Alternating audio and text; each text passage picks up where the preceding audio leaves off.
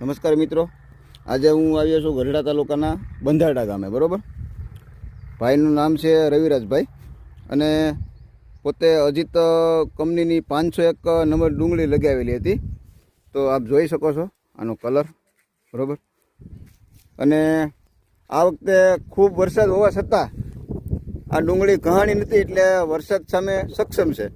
તો આપણે ખેડૂતને પૂછીએ, તમારું આખું નામ બોલો ને. ગોહિલ રવિરાજભાઈ પાંચુભાઈ. અને ગામ? બંધાવડા. બંધારડા. રેડી. હવે આ વખતે આ ડુંગળીમાં તમને કેવું લાગ્યું? સારું લાગ્યું.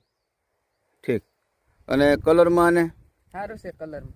રોગમાં કેમ હતું? રોગમાં રોગ નતો ને આમ ડુંગળી આમ ઘાણી થી ને એવું થયું? નહીં, બહુ કઈ ઘાણી નથી. તો આપ જોઈ શકો છો કે આ વખતે વરસાદ બહુ હતો. બરોબર, તો પણ આ ડુંગળીને કંઈ થયું નથી.